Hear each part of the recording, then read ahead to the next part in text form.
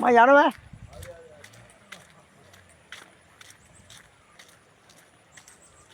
මෙන්න මේ ඉහළගම බටපතැල්ලේ සිට ඉහළගම දක්වා බටපතැල්ල ඉහළගම ආසිදෙනිය පල්ලපත්තාවට යන ගඩිගම අවශ්‍යල් මාර්ගයට වෙන ප්‍රධාන මාර්ගයයි මේ.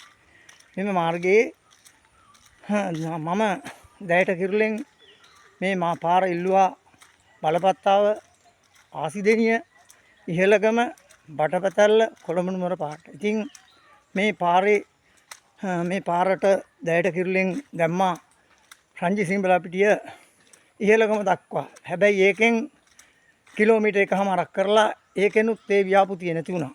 ඊට පස්සේ මම ගෝඨාභය රාජපක්ෂ ජනාධිපතිවරයාගේ රජය යටතේ මේ මාර්ගය දැම්මා. දැම්මට පස්සේ බටපතැල්ල ඉහළගම ආසිදෙනිය පළපත්තාව අවශ්‍යයිල මාර්ගයට මේ මාර්ගය සම්බන්ධ කරන්න කාපට් එක සම්පූර්ණ මේ ව්‍යාපෘතිය දැම්මා. ඒකෙන් බටපතැල්ලේ සිට ඉහළගම දක්වා කිලෝමීටර් 1.40ක් කාපට් කෙරුවා.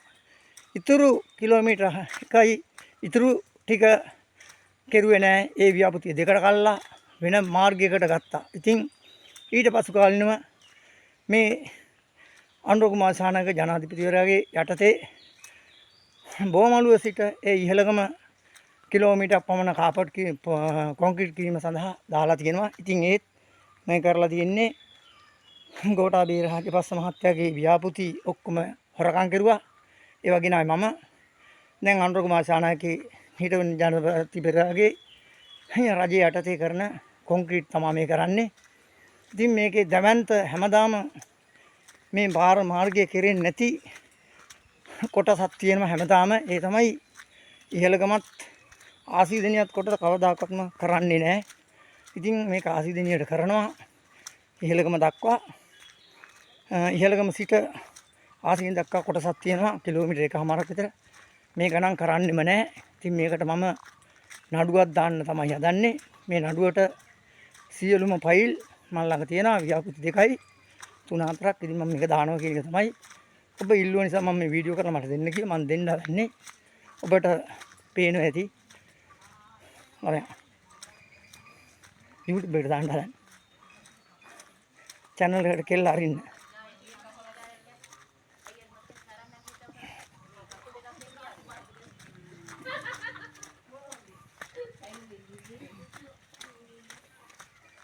ඔයාලා සමිතියක් නේ?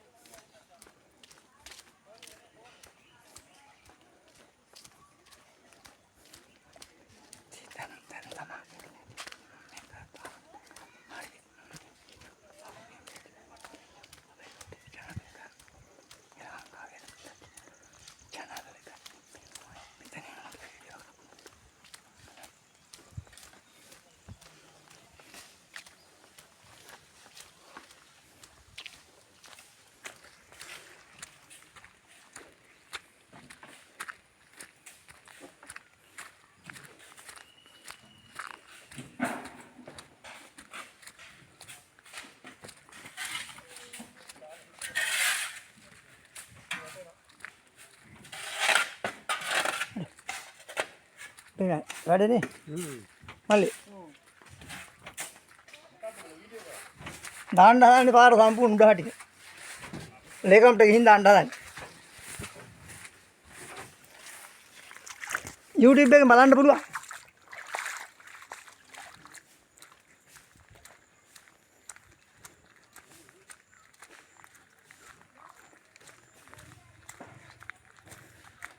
මේ පාර ගලිගමුව ආසනේ ගලිගමුව පාදී සභාවට තමයි මේ පාර තිබිලා තියෙන්නේ. එතකොට මේ පාදී සභාව වරකාබල තිබිලා නැහැ. ඊට පස්සේ කන්නංගර මැතිණිය මේකට තියලා තියෙන මුල්ගල.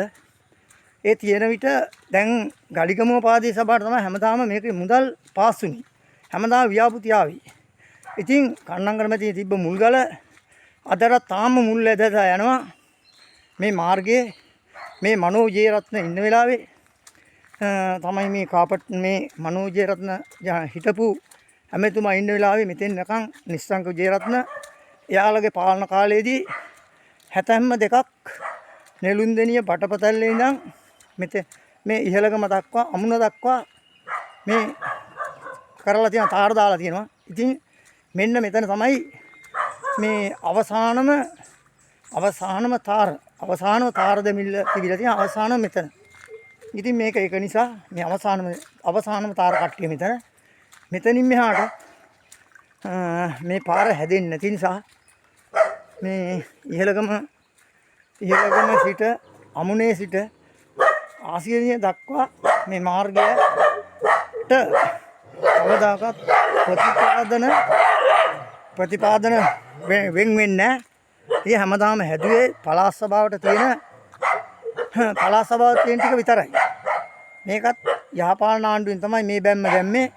ඉදා ප්‍රාදේශීය සභාවෙන් මේ ඒ බැම්ම තමයි තියෙන්නේ වෙලදිගේ.